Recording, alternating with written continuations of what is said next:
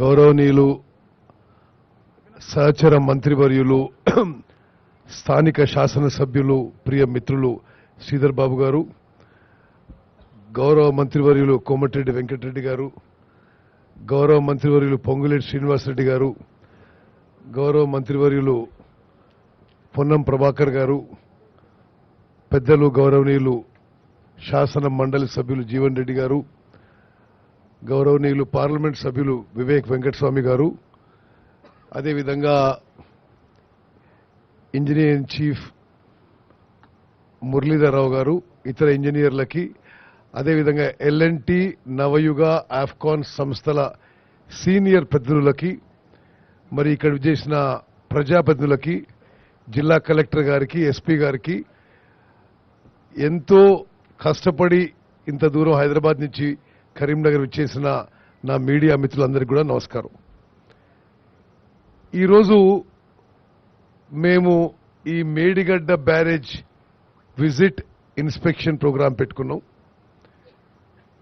Kaleshwaram project విషయంలో మా party అభిప్రాయం మొదటి నుంచి ఒకటిగానే ఉంది. ప్రాణహిత చేవెళ్ల ప్రాజెక్టు ఆనాడు కాంగ్రెస్ ముఖ్యమంత్రి రాజశేఖర రెడ్డి గారు శంకుస్థాపన చేసినప్పటి సంది మీకు ఒకసారి ఆ అంకెలు కూడా చెప్తాను. 38,000 కోట్లతో 16,40,000 ఎకరాల కొత్త ఆయకట్టు ఇవ్వడానికి ప్రాణహిత చేవెళ్ల ఒప్పుకోవడం జరిగింది. కట్టాలని ఆ ప్రభుత్వం నిర్ణయం తీసుకోవడం జరిగింది. మరి కాలువలు తోవడం జరిగింది. ఆ బ్యారేజ్ విషయంలో, ఆ హైట్ విషయంలో మహారాష్ట్రలో జరగబోయే కొద్దిపాటి ముంపుకి ఆ ప్రభుత్వంతో, అక్కడున్న ప్రజలతో చర్చలు జరుగుతున్న సందర్భంగా ప్రభుత్వం మారింది. ప్రభుత్వం మారి బీఆర్ఎస్ ప్రభుత్వం వచ్చిన కొత్తలో అదే ప్రాజెక్టు నిర్మాణం చేయాలనే ఉద్దేశంతో ముందుకు పోయినారు. వాళ్ళు కూడా ఈ ఏ హైట్ కట్టాలి, ఎంత సబ్మర్జెన్స్ అవుతుంది, మరి 1000 ఎకరాల, 2000 ఎకరాల, 3000 ఎకరాల, దానికి కంపెన్సేషన్ ఎట్లు ఇవ్వాలి, అక్కడ కొంత వాళ్ళు వ్యతిరేకించినా దానికి ఏ విధంగా సంజాయించాలనేది ముందు చర్చలు జరిగినాయి. అనుకోకుండా అకస్మాత్తుగా ఆ ప్లాన్ మొత్తం మార్చేసి మరి ఆ లొకేషన్ ప్రాజెక్ట్ కూడా మార్చేసి మేడిగడ్డ దగ్గర మరి ప్రాజెక్టు యొక్క లొకేషన్ మార్చేయడం జరిగింది. మార్చేసి ఆనాడు ఒక బ్యారేజ్ తుమ్మడిహెట్టు దగ్గర అనుకుంటే మరి ఇక్కడ మేడిగడ్డ, సుందారం, సుందిల్లా, అన్నారం 3 బ్యారేజ్లు, లిఫ్ట్లు, మరి పెద్ద ఎత్తున ప్రాజెక్ట్ కాస్ట్ పెరగడం, మరి గత 10 ఏళ్ల పాటు జరిగిన విషయం మీకు అందరికీ తెలుసు. నేను ఒక విషయం గుర్తు చేస్తున్నా. ఆనాడు 38,000 కోట్లకి 16 లక్షల ఎకరాలకి మరి ఆయకట్టు కోసం ఆ ప్రాజెక్టు నిర్మాణం తలపెడితే, ఆ తర్వాత ఈ కాళేశ్వరం ప్రాజెక్ట్ కింద 80,000 కోట్లది, 80,000 కోట్లు సిడబ్ల్యూసి అప్రూవ్డ్ కాస్టు. దీని కింద అప్పుడు 16 లక్షల ఎకరాల కొత్త ఆయకట్టు ఉంటే ఇక్కడ 18 లక్షల ఎకరాల ఆయకట్టుకి దీనికి అదనంగా కొంత స్టెబిలైజేషన్ ఆఫ్ ఎస్ఆర్ఎస్పి కింద, నిజాం సాగర్ కింద స్టెబిలైజేషన్ ఆయకట్టు కింద ఈ ప్రాజెక్టు నిర్మాణం మొదలుపెట్టారు. మరి ప్రాజెక్టు మొదలుపెట్టినప్పటి నుండి కూడా మాకైతే ఈ ప్రాజెక్టు నిర్మాణంపై, ఈ ప్రాజెక్టు వయబిలిటీపై, ఈ ప్రాజెక్టు యొక్క నిర్మిస్తున్న తీరుపై ఆనాటి మేము ప్రతిపక్షంలో ఉండి, నేను పార్లమెంట్లో, అసెంబ్లీలో మన మిత్రులందరూ కూడా చాలా సందేహాలు కూడా వ్యక్తం చేయడం జరిగింది. ఆనాడు ఆ ప్రభుత్వం ప్రాజెక్టు గురించి ఏ విధంగా ప్రచారం చేసుకుందో మీ అందరికీ తెలుసు. ఒక దశలో ప్రపంచంలోనే అతి అద్భుతమైన ప్రాజెక్ట్ అని చెప్పారు, అతిపెద్ద లిఫ్ట్ అని చెప్పారు. మరి ఈరోజు అమూల్యమైన ప్రజా డబ్బుతో కట్టిన ఈ ప్రాజెక్టు కొంత డ్యామేజ్ కావడం ఇది చాలా బాధాకరమైన విషయం. అక్టోబర్ 21వ తారీఖున మేడిగడ్డ బ్యారేజ్ బ్లాక్ 7లో ఆ పియర్స్ యొక్క ఫౌండేషన్ సింక్ అయిపోయి పెద్ద శబ్దంతో 5 ఫీట్లు లోపల పోవడం జరిగింది.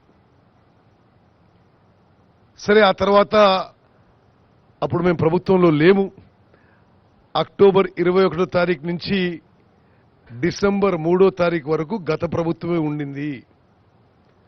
ఆశ్చర్యకరం ఏంటంటే ఆనాటి ముఖ్యమంత్రి, ఇరిగేషన్ మంత్రి అక్టోబర్ 21 నుంచి డిసెంబర్ 3వ తారీఖు వరకు అసలు ఈ విషయం మీద నోరు మెదపలేదు.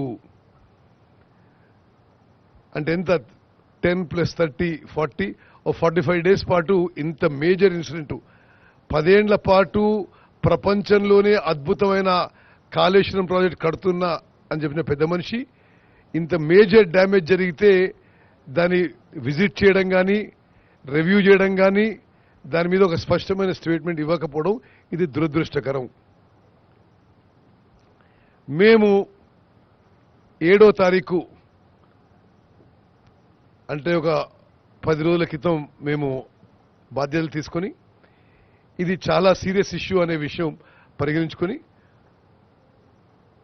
మన గౌరవ ముఖ్యమంత్రి గారు మొత్తం విషయంపై జ్యుడిషియల్ ఎంక్వైరీ వేస్తారని చెప్పి శాసన మండలిలో ప్రకటించిన విషయం మీ అందరికీ తెలుసు. అది అతి త్వరలో వేయబోతున్నాం.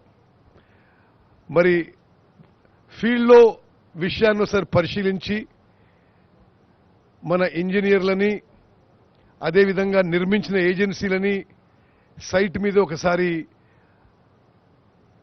ఒక వాస్తవాలు తెలుసుకునే విధంగా మేము కూడా ఈరోజు మరి మంత్రులు అందరం కూడా మేడిగడ్డ బ్యారేజ్ విజిట్ కోసం రావడం జరిగింది. సరే, దీని తర్వాత వీలుని బట్టి ఇక్కడి నుంచి కన్నేపల్లి దగ్గర పంప్ హౌజు, అక్కడి నుంచి అన్నారం బ్రిడ్జు, అన్నారం బ్యారేజు చూసి మేము హైదరాబాద్ తిరిగిపోతాం.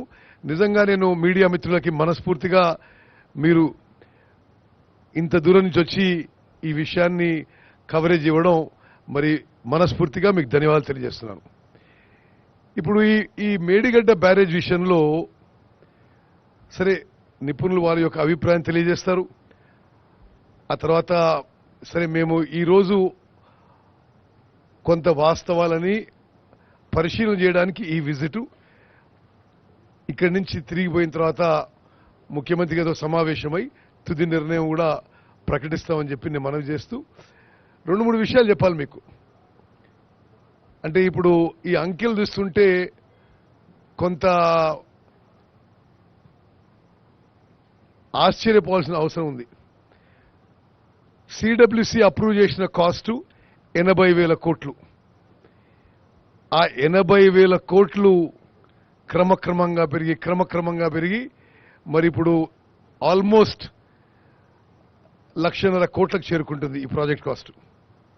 అంటే 38,000 కోట్లదేమో 80,000 కోట్లు వచ్చింది, 80,000 కోట్లదేమో 1,50,000 కోట్లకు పోతుంది. ఈ రోజు వరకు నాకు ఇచ్చిన ఫిగర్స్లో కొత్త ఆయకట్టు, కాళేశ్వరం ప్రాజెక్ట్ కింద కొత్త ఆయకట్టు అప్రాక్సిమేట్గా ఇప్పటివరకు అయిన ఎక్స్పెండిచర్ అప్రాక్సిమేట్గా 95,000 crores, 95,000 కోట్లు ఖర్చు పెట్టిన తర్వాత ఈ రోజు వరకు జనరేట్ అయిన కొత్త ఆయకట్టు మరి 97,000 acres, అంటే అప్రాక్సిమేట్లీ 1 lakh acres అని తీసుకోండి. మరి ఈ విషయాన్ని కూడా మన ఇంజనీర్లతో, నిపుణులతో కూడా మాట్లాడి ఇంత పెద్ద ఎత్తున ఎక్స్పెండిచర్ చేసి ఇంత తక్కువ కొత్త ఆయకట్టు, మరి స్టెబిలైజ్ ఆయకట్టు కింద కొంత ఇచ్చామని చెప్పి మన ఇంజనీర్లు చెప్తున్నారు. అదేవిధంగా కంట్రోలర్ ఆడిటర్ జనరల్ కూడా ఈ ప్రాజెక్ట్ మీద చాలా తీవ్రమైన విమర్శలు చేయడం జరిగింది. ఈ ప్రాజెక్ట్ విషయంలో మరి ప్రజెంటేషన్ అయినాక మళ్ళీ మాట్లాడదాం మనం. ఇప్పుడు ఇంజనీర్లు ప్రజెంటేషన్ చేస్తారు. ఆ తర్వాత మా కొలీగ్స్కి ఏమైనా క్వశ్చన్స్ ఉంటే అది డిస్కస్ చేద్దాం. ఆ తర్వాత ఎల్ఎన్టీ, ఆఫ్కాన్, నవయుగ వాళ్ళు కూడా పిలిచాను, వాళ్ళు కూడా ప్రజెంటేషన్ చేయమంటున్నాం. ఆశ్చర్యకరం ఏంటంటే మేడిగడ్డ బ్యారేజ్ కుంగిపోవడమే కాదు, అన్నారం బ్యారేజ్ కూడా డ్యామేజ్ జరిగి ఉంది. సుందిల్ల బ్యారేజ్ విషయంలో ఇంకా పరిశీలించాల్సిన అవసరం ఉంది. ఇది రాష్ట్రానికే అంటే ఇంత ఖర్చు పెట్టి ఇది కూడా హై కాస్ట్ బారోయింగ్స్ తీసుకొచ్చి ఇప్పుడు యాన్యువల్ పే బ్యాకే ఈ ప్రాజెక్టు మీద 13,000 కోట్లలో పోతుంది. నడిచినప్పుడు హ్యూజ్ పవర్ బిల్ కూడా ఉంటుంది. మరి ఇది ఈరోజు బ్యారేజీల్లో కట్టిన ఇంత తొందరగా సరే ఏ విధంగా నష్టం జరిగింది, ఏ విధంగా డ్యామేజ్ అయింది వాళ్ళు నిపుణులు మాట్లాడతారు, ఎల్ఎన్టీ వాళ్ళు మాట్లాడతారు, ఇంజనీర్లు మాట్లాడతారు. కానీ ఒక ప్రజాప్రతినిధిగా నాకు చాలా ఇది బాధాకరమైన విషయం. ఎందుకంటే ఇప్పుడు 3 బ్యారేజీలు ఖాళీ చేస్తే అసలు కాళేశ్వరం ప్రాజెక్టులో మొత్తం ఇప్పటివరకు పెట్టిన పైసలు అవి రిపేర్ అయ్యే వరకు మరి ఆ ఇంట్రెస్ట్ బర్డన్ ప్రభుత్వం మీద, ప్రజల మీద ఉండిపోతుంది తప్పితే మరి ప్రాజెక్టు ఇంకో ప్రయోజనం ఉండదని చెప్పి కూడా నేను మనం చేస్తూ సరే ప్రజెంటేషన్ తర్వాత మళ్ళీ మనం ఒకసారి మాట్లాడదాం.